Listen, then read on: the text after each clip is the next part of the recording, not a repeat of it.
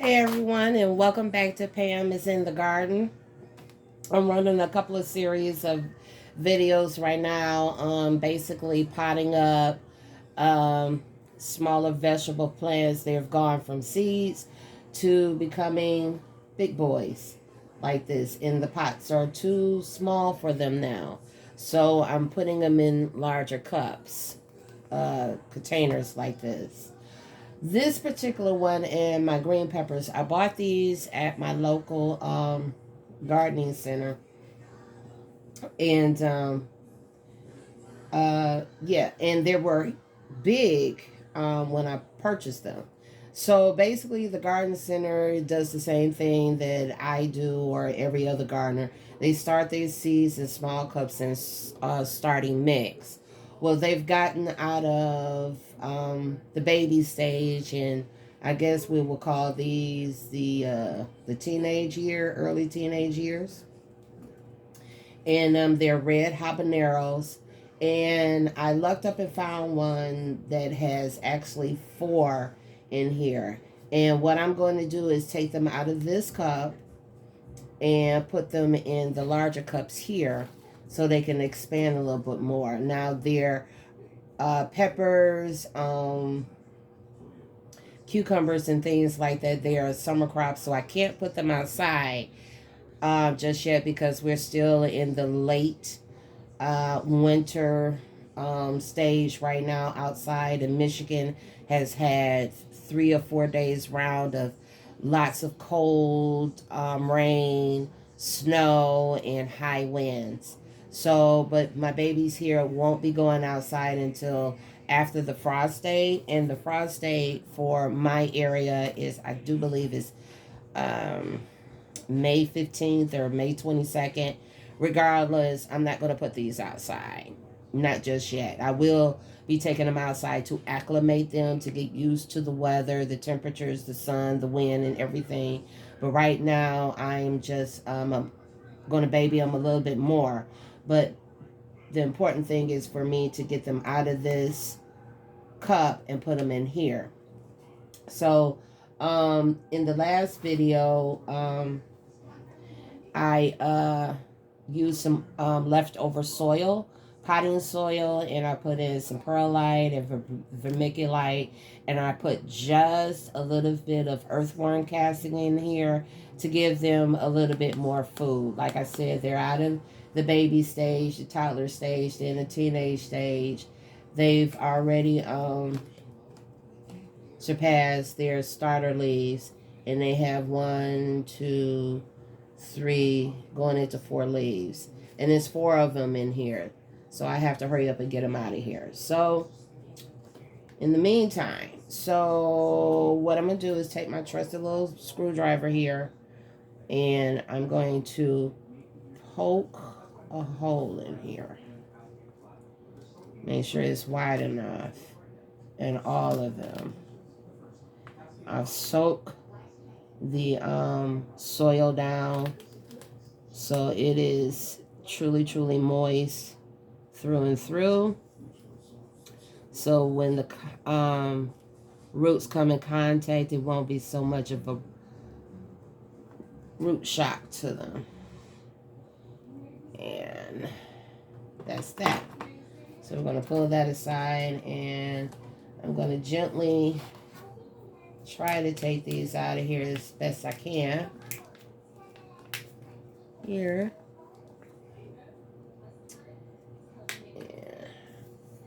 Through there and on out of there. Ooh, yes. Those roots, when they've been in there too long and they're starting to coil, and we don't want them to coil like that. Let's see. I can get you this. Yeah, nice root system. You know, that's healthy. Like that. But if I let them stay in there another week or 2 weeks, it'll be really coiling around there, and it still wouldn't be much of a problem, but they will be starting to say, hey, this is where I belong, and start to flower, and we don't want all that. So what I'm going to do is try my best, as gently as I can, to break this root ball up. So when you're doing this particular technique, which is called potting up, I just gradually just break it open as much as I can without tearing the roots so much. So it take a little time, a little patience. Don't be in a rush.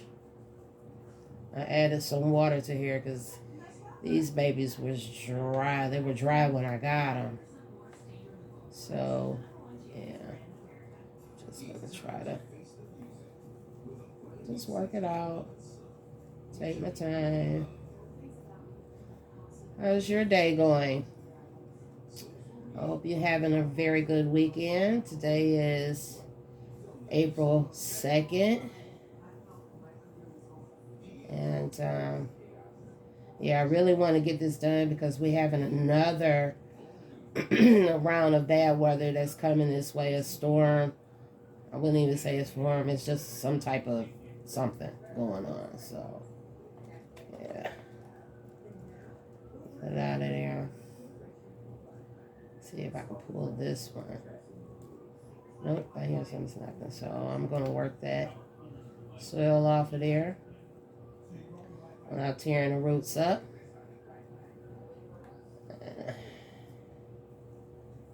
Oh yeah, look at those roots. Look at that. Yeah. So,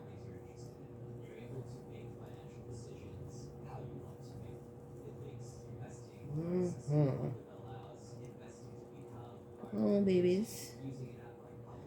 Okay, let's see if I can. I mean, they're in there. That's one. I'm going to put that one over there.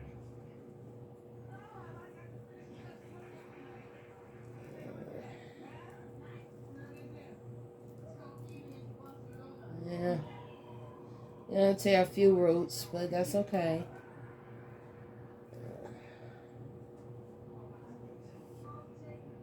So we got some. They're very resilient. I wouldn't try to do this from another company. I know this nursery. I've been going to them for a while, and they grow 70% of their vegetables there right on the site. It's family-owned business.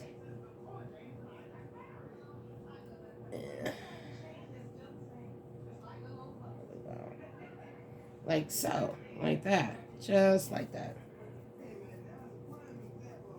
So, got that out of there. I'm gonna move this over to the side, and so I'm gonna take my trusty chopstick, and we're gonna hold it up. See, good roots. They're strong. Still have the catalea leaves on there. These are like the baby leaves, the starter leaves. Nice, strong stem. Like that. And we got the leaves here. One set, two set, and right in the middle is another set that's coming. So by the time they get their fourth or fifth sets of true leaves, I usually go in and pinch them. They call it pinching. And pinching means that it'll stop it from going upwards. And each set of leaves that goes into it's a Y. That's the stem, and that's the Y. It starts side shoots start coming out. And the more side shoots you have, the more fruit that come out, or peppers, I should say, come out. I only do it on my hot peppers. I don't do it necessarily on, I don't do it on my bell peppers because, I guess it's because of the variety or anything like that, but I've done it before, and it really didn't give me a lot more fruit than just not pinching them off. So I learned from that experience to just do the pinching off the hot peppers more so than the bell peppers. But anyway, so I'll be showing you that. But Right now, what I'm going to do is take the root and I'm going to put it in the hole, which we got it nice and deep. And I'm going to try to keep it soil level. And I'm going to collapse the dirt, soil, right around it. And press it down. Get that air out of there. Make sure it's nice and packed and tight.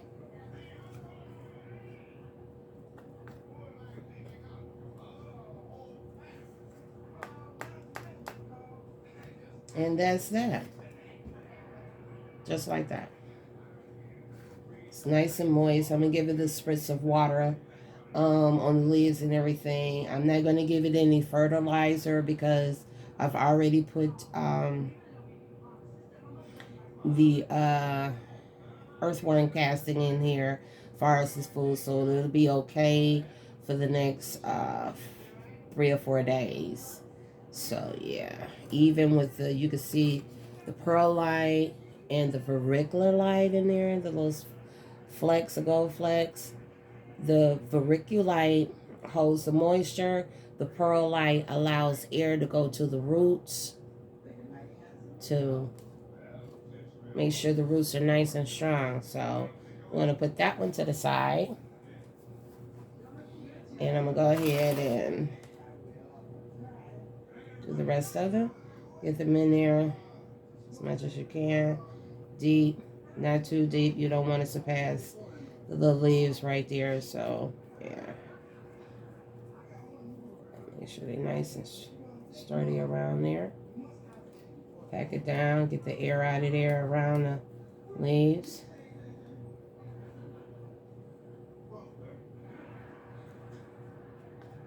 Like so. And so, yeah, this was a good little hookup right here. I got the 4-in-1 because I was going to start some. I was just going to get one and plant it and see the rest of them, but I'm not going to seed. Seed started when I got this one. So these are going to be nice around there. And just pack it down. And last but not least, same thing, get the roots down in there. Yeah.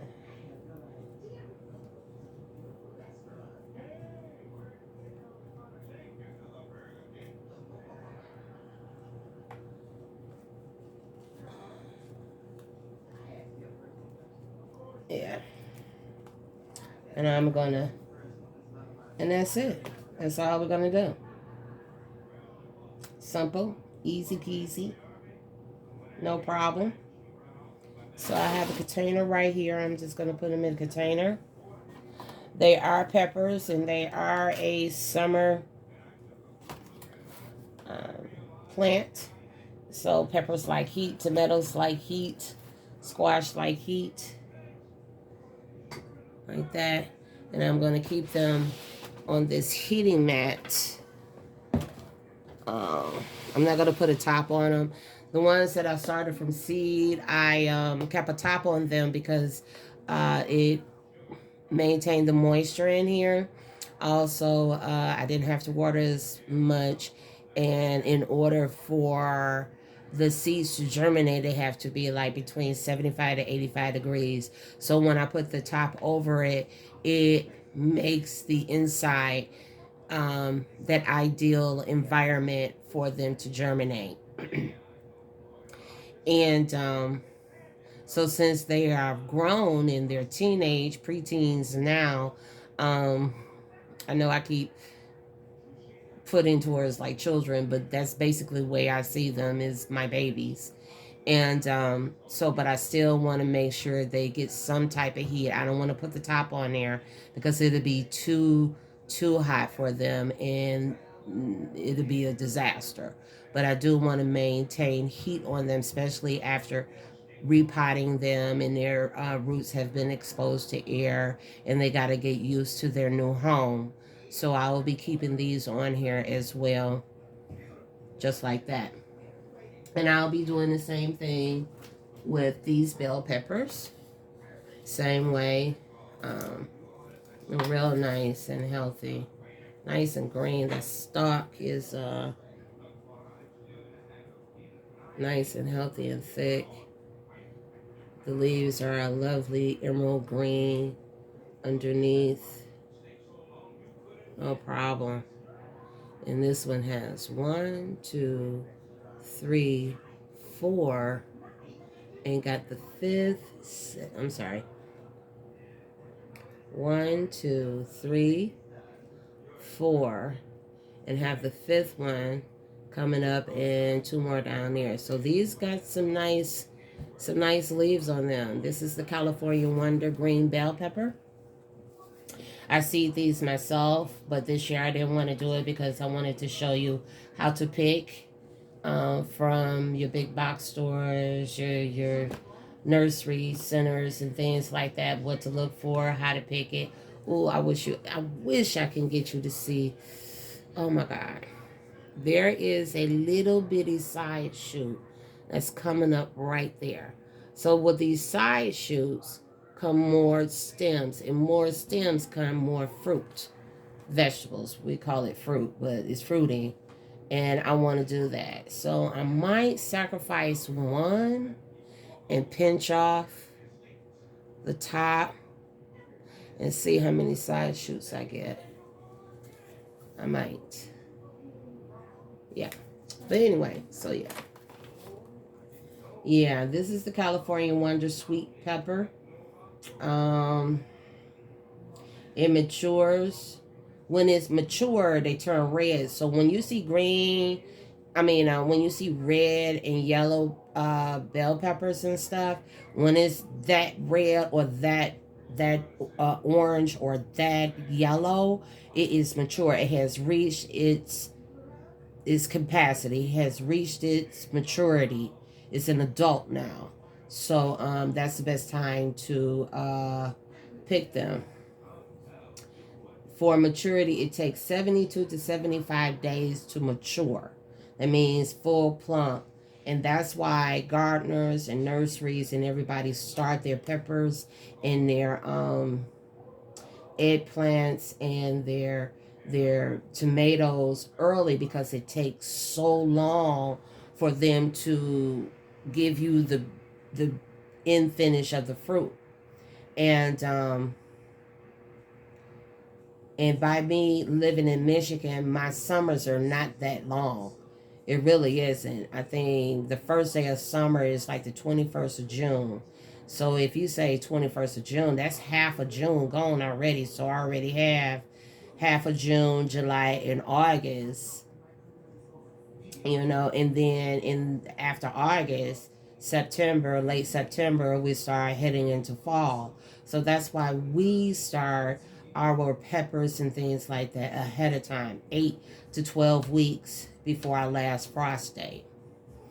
Some people, so if my last frost date is May 15th, I have to count back 8, maybe 10, depending on your area, weeks before we could sit these out in the ground. Knowing this weather and the biggest experience that I had is I waited the day after the last frost day, and I put everything out. Everything that I had on this table, I put it out. And no sooner they were out, maybe a couple of days, we had a freeze, not a frost, a freeze of down to maybe, I think it was down to like 20, 18, 15 degrees for 3 days. If it was just one day, I probably would have lost maybe 1 or 2 plants. But it was for 3 days. And no matter what I did, the plastic and everything that I did to try to cover them up, out of all the plants, I said maybe 5 survived. And then that means I had to go back. I went to the nursery and had to purchase plants to replace the ones that I lost. So that was a big lesson for me. I don't care if it says the frost day, the last frost day is May 15th. Pam is not going to put them out until May 25th. And the reason why I say that, if the daytime temperatures are holding at 55 and higher during the day, and the nighttime temperatures are holding at 40 to 45 for a good week, 7 days, if that's, and I see in the next couple of weeks that those temperatures are holding, then I will put them out. But other than that, as much as waiting and pampering and babying my babies, I am not going to put them out too early. So that's how I determine. The last frost date is not made in gold or is the set date to put your things. It's just a suggestion date to put your vegetables out. So you really have to depend on your area, your weather, your area, and things like that. I'm in zone 6. So people in zone 5 who is higher than me, they won't be putting their plants out until maybe June, the second week in June. And people who are in zone 7 below me have already started putting theirs out. Their last frost day should be coming up in the next couple of weeks. So I'm right in between. That's how I gauge when to put my plants out. Is I watch the weather, and when you become an avid gardener, you learn to watch your weather, your local weather, and your zone system. So if you're in a zone system like I am, always watch for zone 5 and watch for zone 7. That can pretty much gauge it. That's how I gauge it. Okay? I hope I'm not being too technical. I hope I'm making myself clear and hoping that you're understanding what I'm saying. But if not, just make some comments on there. I'm willing to answer any questions that you have that I can help you with. If not, if I don't know the question, honey, my motto is I will find somebody who knows the answer. Okay, so that's that. So I'm going to do the rest of my peppers, and these are my bok choys that I started over again. The ones that I planted before decided to sprout out. Ooh, get out of there. So I will be repotting these two since they came up so lovely. They're already coming up with their true leaves too. These are the starter leaves. The little bitty ones in there is the true leaves. So I'm going to get those established too, because they'll be going outside as well. But I hope you learned something valuable and useful in your gardening journey this spring and summer. So thank you for joining me here in Pam is in the garden. I'm not quite in the garden. I'm in the living room, but hey. And please like and share and subscribe to my channel. That helps me to help you. Send any comments or any questions, and I'll try to help you as best as I can. And everybody have a great and awesome day. And thank you. Bye. Oh, crap.